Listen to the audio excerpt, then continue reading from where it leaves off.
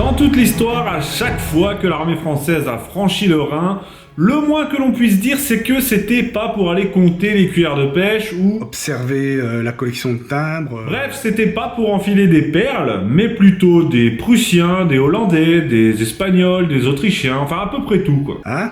Bon bah compris. Et ce fleuve, le Rhin, a longtemps été une frontière entre des peuples bien distincts et a toujours été au cœur de l'histoire militaire mouvementée de la France et de l'Europe. Napoléon peut en témoigner aussi. Mais pour illustrer tout ça, quoi de plus évocateur que la traversée du Rhin par Louis XIV et son armée en 1672. Nous sommes alors au début de la guerre de Hollande et le roi est à la tête de son armée en compagnie de ses maréchaux et il est pas venu pour plaisanter. L'épisode sera représenté dans un magnifique tableau de Van der Meulen qui représente à merveille le caractère épique de l'instant. C'est là-dessus que nous allons revenir aujourd'hui.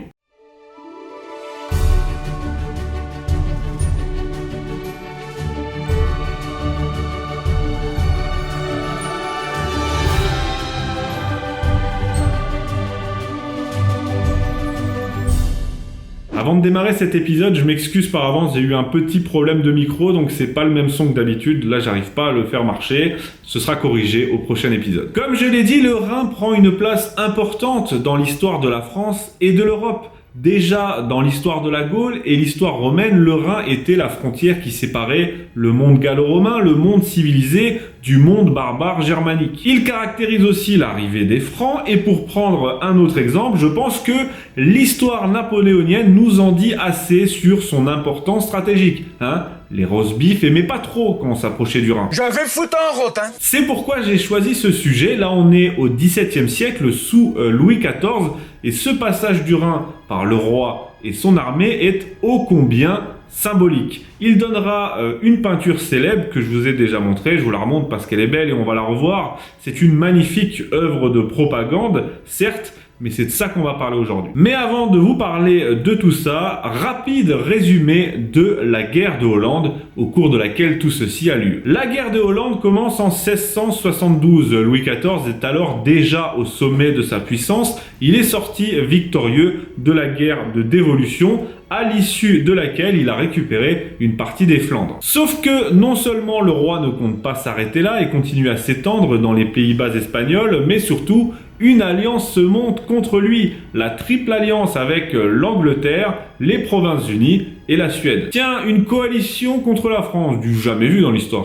Il va tout d'abord agir avec sa diplomatie afin de rallier l'Angleterre à sa cause, pour une fois, puis la Suède, ce qui fonctionne à merveille. Partant de là, il est question pour lui de mettre fin à l'arrogance des Provinces-Unies, couramment appelée Hollande, puissance commerciale redoutable qui vient alors concurrencer la France. De plus, les Hollandais font les marioles. Je crois que c'est le terme précis puisque l'échevin d'Amsterdam se paye l'audace de faire frapper des médailles sur lesquelles il est inscrit, alors excusez mon latin, in conspectu meo stetit sol, ce qui signifie à mon aspect, le soleil s'est arrêté. Le soleil, c'est bien sûr Louis XIV, et autant vous dire que son ego en prend un coup. Donc, pour mettre fin à cette insolence, dans un premier temps, le roi parvient à détacher la Hollande de ses alliés. Le 28 mars 1672, l'Angleterre déclare la guerre aux Provinces-Unies et le 6 avril, la France en fait de même, c'est la guerre de Hollande qui commence. Alors la campagne maritime s'avère être un échec, mais la campagne terrestre en revanche dans un premier temps est une réussite totale. Quelques 120 000 hommes envahissent le territoire hollandais sous la conduite du roi, qui peut également compter sur le prince de Condé, Turenne ou encore Vauban pour la prise des places fortes. Franchement, une attaque Condé-Turenne-Vauban, ça fait quand même plus rêver qu'une attaque Griezmann-Mbappé-Benzema. Je sais pas ce que vous en pensez. Les places fortes tombent les unes après les autres. Dès qu'un escadron français se pointe à 10 km d'une ville, l'administration locale vient immédiatement lui remettre les clés. Il faut dire aussi que l'armée hollandaise, qui est commandée alors par le prince Guillaume d'Orange, qui va être un redoutable adversaire par la suite de Louis XIV, l'armée hollandaise est très réduite et ne peut pas faire grand-chose face à la fulgurance de l'invasion française. Le 12 juin 1672, Louis XIV et son armée passent le Rhin. On y reviendra juste après, je termine juste mon petit résumé. Donc c'est une déculottée pour les Hollandais et une véritable promenade de santé pour les Français. On en est à un point où un officier nommé Mazel lance à Turenne, je cite, « Si vous voulez m'envoyer 50 chevaux, je pourrais prendre avec cela 2 ou 3 places. » Tranquille. Mais c'est à ce moment que tout va basculer, alors que l'armée royale est à 1 jour de marche d'Amsterdam. Louvois convainc le roi de ne pas se précipiter, les Français s'arrêtent, les Hollandais font une offre de paix généreuse que Louis XIV refuse parce qu'elle ne lui convient pas et surtout qu'il n'a toujours pas digéré leur provocation. De plus, le comportement des hommes du maréchal de Luxembourg qui a autorisé les pillages scandalise l'opinion qui n'a alors plus d'autre choix que la résistance acharnée coûte que coûte face à l'envahisseur français. Le 20 juin, les Hollandais font sauter leurs écluses et inondent leur propre pays, rendant impossible toute progression pour l'armée royale. Des Russes mentaux, les mecs. L'Espagne rejoint la Hollande dans la guerre, de même que le Saint-Empire qui avait pourtant promis neutralité. Et ce qui était au début une guerre facile va se transformer en véritable bourbier et s'étendre sur plusieurs années et plusieurs fronts. La guerre va durer jusqu'en 1678. Les campagnes seront longues et pénibles contre des ennemis nombreux. Les coalisés pénétreront plus d'une fois en Alsace, mais seront toujours repoussés. Les Français occuperont quant à eux Besançon et la Franche-Comté. Finalement, grâce à la bravoure des officiers, d'ailleurs c'est au cours de cette guerre que Condé reçoit sa seule et unique blessure, que Turenne trouve la mort aussi. On a aussi le ravage du Palatinat, j'ai déjà fait un épisode là-dessus. Il s'est passé du sale pendant cette campagne. Mais bref, grâce à tout ça, la France parvient à reprendre l'avantage in extremis et ainsi à négocier au final une paix glorieuse, le traité de Nimègue en 1678. Grâce au traité de Nimègue, Louis le Grand sort grand vainqueur de ce conflit, triomphant même aux dépens de l'Espagne, le grand perdant.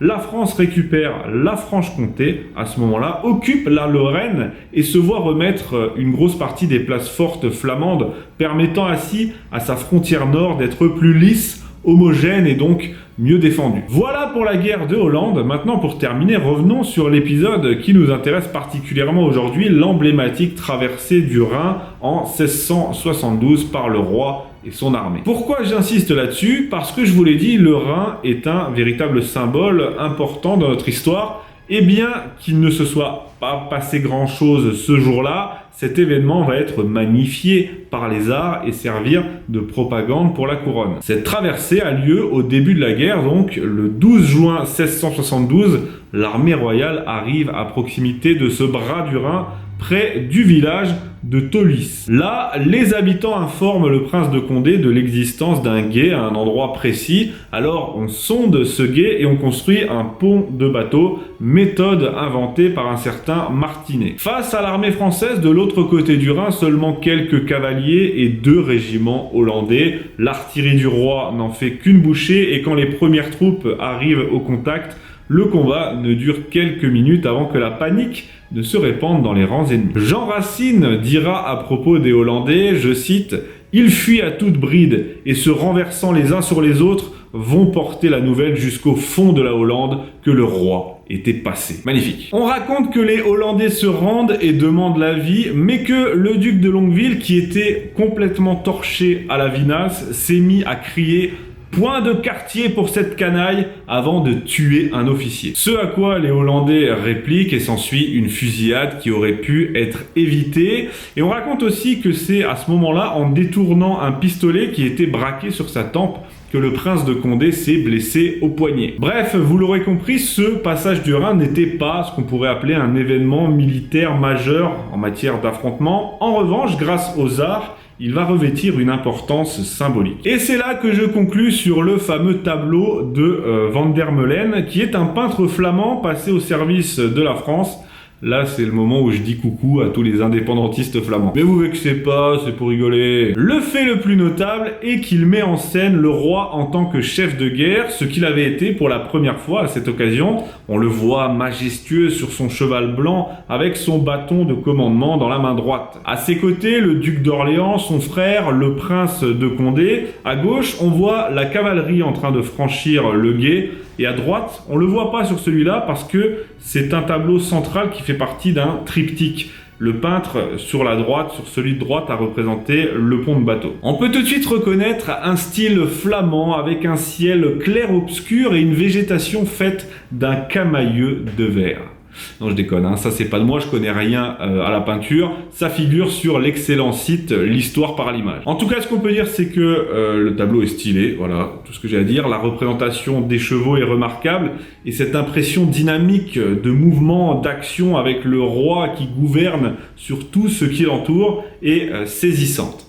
Ça, c'est de moi, oui. Cette œuvre, comme d'autres, hein, même dans la musique, servira à la propagande royale et viendra illustrer à merveille non pas une bataille décisive et épique, car c'en est clairement pas une, mais un événement symbolique pour toutes les raisons que j'ai déjà évoquées en début d'épisode concernant le Rhin. Voilà pourquoi je tenais à en parler, voilà pourquoi j'aime ce tableau, il est beau, il dit et il représente beaucoup de choses, et il a beau être une œuvre de propagande, tout comme l'est celle de Bonaparte d'ailleurs, le passage du col Saint-Bernard par exemple, il a toute sa place dans le récit glorieux de l'histoire française. Merci à tous de m'avoir suivi, et à bientôt.